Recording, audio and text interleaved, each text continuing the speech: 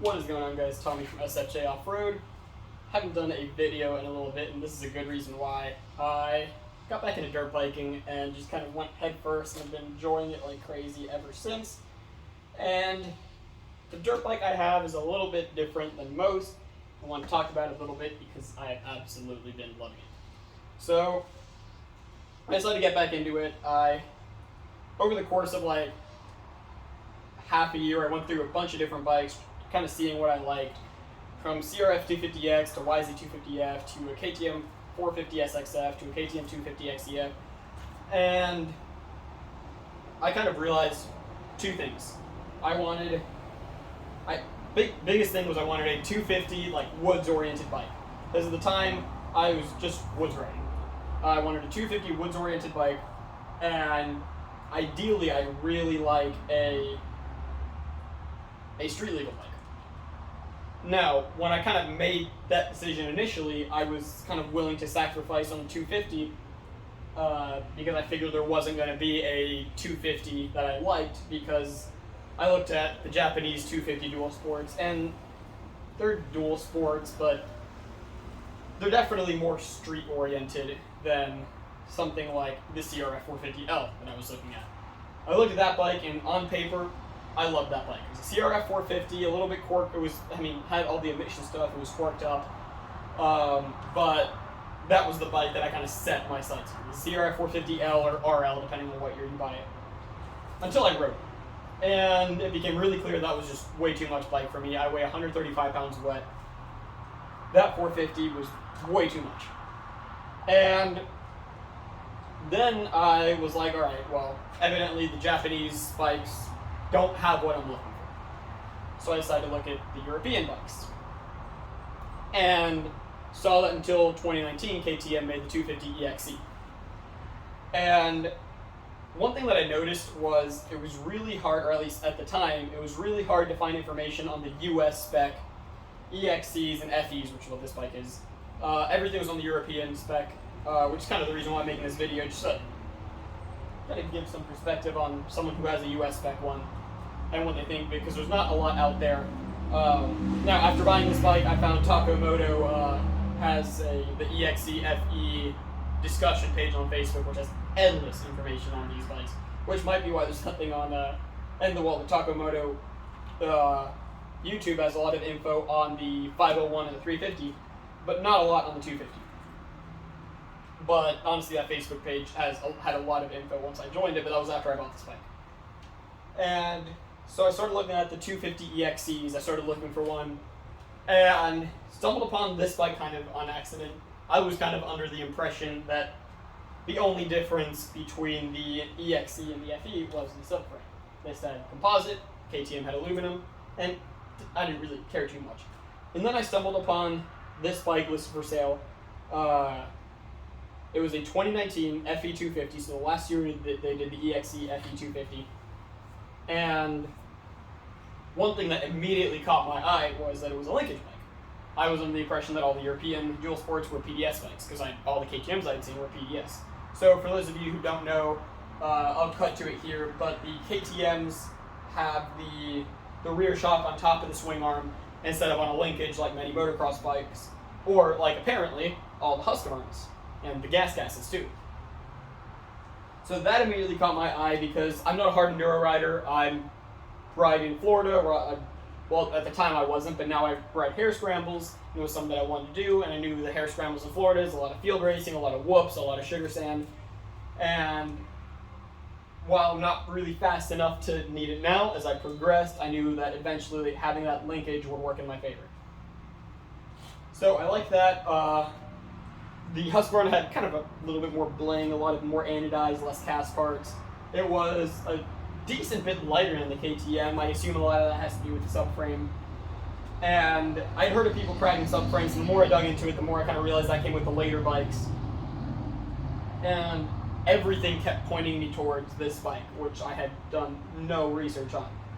So I saw this one. It had 100 original aisles, bone stock, not a scratch on it, and I knew I had to have it. I sold my 450 I had at the time, I sold it quick so I could jump on this, and I bought it. And it was completely stock, so it still had the stock dual sport tires. Immediately put the Starcross 6s on it. I did the medium hard rear and soft front, and I've been super happy with that combination. The soft front kind of keeps me in track in this Florida sugar stand, and the rear has been, one, grabbing really well even in soft stuff, and hasn't been wearing too bad on a little bit of street riding I've been doing on this bike. But yeah, I really liked it, and then I took it on the first ride and immediately fell in love. It truly felt like that dual sport I was looking for. I guess, well, people have different definitions of dual sport, but to me, a true dual sport is a dirt bike with a tag. If I wanted to spend more time on the street than I did on the dirt, I would buy an adventure bike. But to me, a dual sport is a dirt bike with a tag. And this is what that felt like. It felt like I was riding a 250 XCF in terms of nimbleness. The power delivery was a little strange. I bought it. I started to want to race it. I did 3 hair scrambles on this bike with all the stock fueling, the stock exhaust, all that. And honestly, if you buy one of these bikes, you're going to want to immediately start throwing parts at it. You're going to want to throw the whole catalog on it because that's what people say you need to do. You don't need to do that. Ride it stock first. Ride it stock, see what the things are that you want to change on it. Not what Facebook wants to change, but you want to change. That's what I did, and I'm glad I did because I ended up spending about $600 in stuff instead of $4,000. Like, some people go crazy on these bikes. Initially, when I first bought this bike, I'm like, I need to do a Get ECU, I need to do a Recluse, I need to do a full FMF, and they didn't suit my needs. I didn't feel like they would. Riding in Florida, a lot of sugar stand, I didn't feel that I really needed the Recluse. After 3 rides, I did the built end cap because I figured whether I did an ECU or not, I would still need that, and I did the JD Jetting tuner. It was like $150. That was a risk I was willing to take to potentially avoid spending $900 unnecessary dollars on the ECU. I'm not gonna say unnecessary because I'm sure the ECU works great. But I had the JD tuner and the built end cap, and it really woke this bike up. It's a little backfire because at the end of the day, you're just kind of adjusting the fueling on the map that's there. And it took a little bit of tweaking. I set just the stock JD Jetting recommended settings, and then kind of adjusted it from there to get what I wanted. But it really woke this bike up. Now I had the kind of the throttle that I wanted to, the throttle response I wanted to, and the engine performance I wanted to.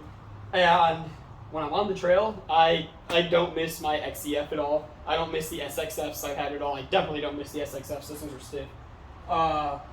One thing that, again, a lot of people say you need to replace on these bikes because it's just absolute garbage is like these Explore forks.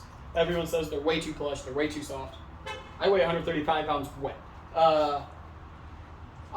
I've had no problem with these. I'm sure if I get faster, I might want to replace them, but I think I can fall in the 90% of people that will do just fine with the stock suspension on these bikes. If you're a little heavier, throw some springs in there. But I have absolutely loved this bike. It's truly the dual sport that I really wanted. It's not the smoothest thing on the street, but I didn't need that. The only time this bike ever touches pavement is maybe between a trail, or if I want to go take it out to lunch or something, I can. Another thing, being a dual sport, being a bike that kind of companies see as motorcycles, it was incredibly easy to insure. I had this thing insured, and I'm a 21-year-old with an accident on my record, so I'm kind of a worst case scenario for this in Florida.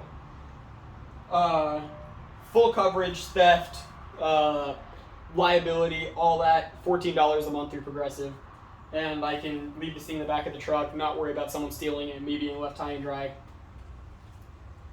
And it's just been a phenomenal bike. As you can see, I put it through the ringer. I've used it like a dirt bike. It's scraped, it's beat up. Should probably get a second set of plastics. I should have got a second set of plastics when I first bought it because now the OEM plastics were all beat up. But I've dropped it. I've gone backwards on it. I've crashed into trees with it. It's every bit of this bike is scraped up and scuffed up. But it's a dirt bike. It's not an adventure bike that I have to worry about. It's not not one of these 300-pound dual sports that I have to be stressed about dropping. I drop it at the end of the day. It's a 230-pound 250. I can just pick it right back up. And it's everything I wanted in a dirt bike. one package that I barely had to mess with. I spent $200 on tires, $150, maybe like $300 or $400 collective dollars between the exhaust and the tuner, and I've loved every single second. It's people who know me know I go through bikes like crazy. I constantly just have it listed for sale, see if I can make some money off it, go on to the next thing. Everything I have is listed for sale except for the Jeep and now the dirt bike. I've had this bike for about 7-8 months and don't see myself selling it anytime soon. It will always have a place in the garage. If I decide I want something faster, I'll get just a straight hair scramble bike, a straight race bike, and still leave this thing in the garage. Because well, I mean, evidently it got canceled, but I feel like it's a unicorn we won't see much longer. A true dual sport that can, I feel like this bike is a true dirt bike with a plate, and that seems to be disappearing more and more as emissions crack down. But I'll stop rambling on and on. All in all, you American spec buyers, look at these bikes. They're phenomenal. If you're riding more technical riding and you want that extra ground clearance, look at the EXE. If you like the idea of the linkage and the lighter weight, look at the Husqvarna. You can't go wrong with either one. They're both 90% the same bike. To most of us, they're going to feel like the same bike. But all in all, phenomenal bike. Honestly, I'm going to say 9 out of 10 just because it was a little bit quirked up. But with a few small changes, it's a 10 out of 10 favorite bike I've ever owned and highly recommend.